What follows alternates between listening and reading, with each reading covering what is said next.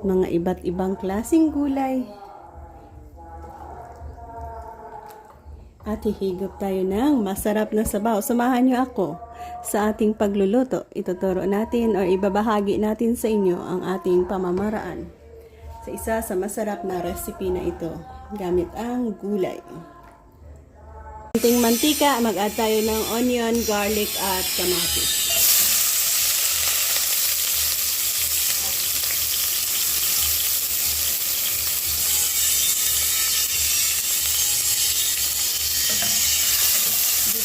Next na i-add natin ang ating manok.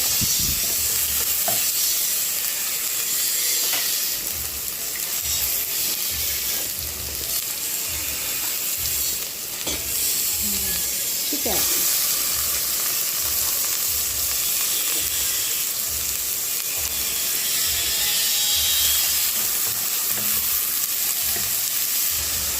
Lagay tayo ng oyster sauce.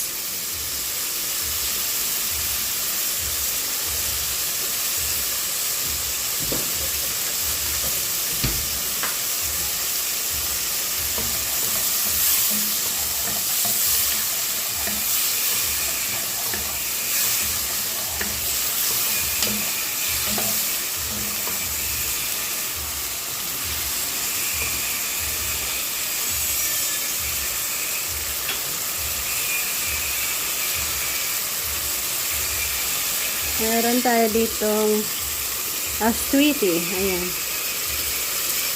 Natural color. With oil. Nilagyan natin yun ng mainit na tubig para lalabas ang kulay niya.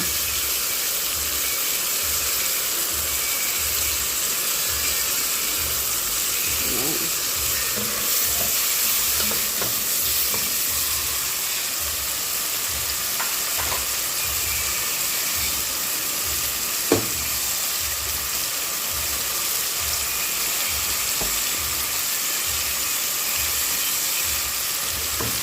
Tubigan.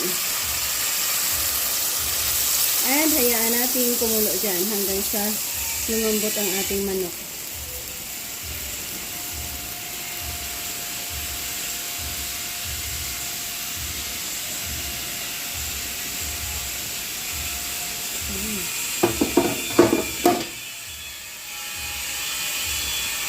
Cover.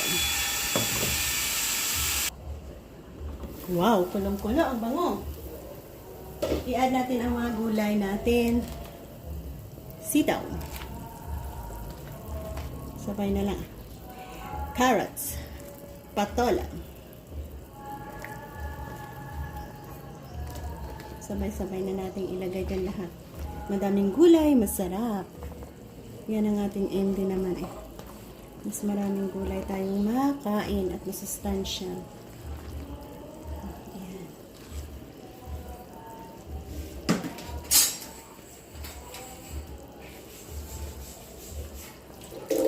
Dalawang pirasong sili.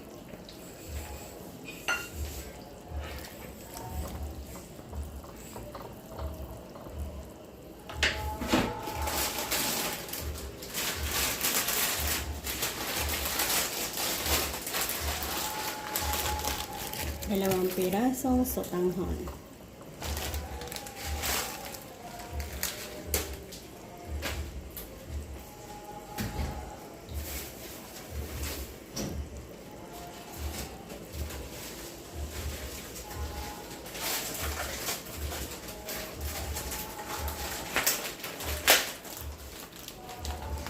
At isang slice ng ating bihon. Ayan ang ating gagamitin ay ang bihon.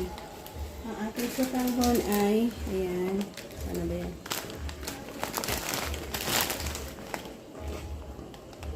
Yan, sotanghon natin. Ito yung ating bihon at sotanghon.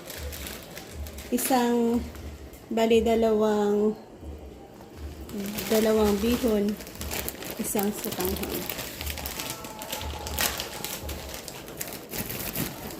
Ayan, isang sotanghon.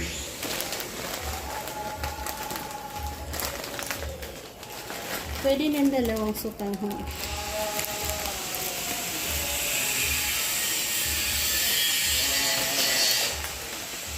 ako kadaha. Last, na-add natin ang malunggay. All set na tayo guys. Nagkaroon na naman tayo ng masarap na hihigupin dito. Sarap na naman ang ating mga gulay-gulay.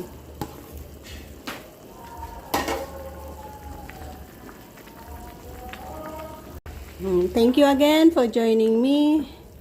Nagkaroon na naman tayo sa isa sa masarap na recipe gamit ang iba't ibang klaseng mga gulay-gulay na ito.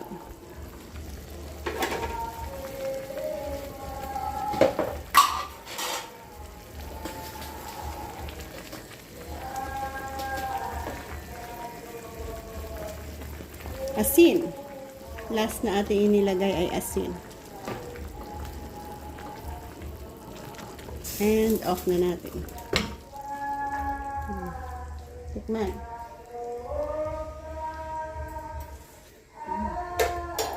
Namit git.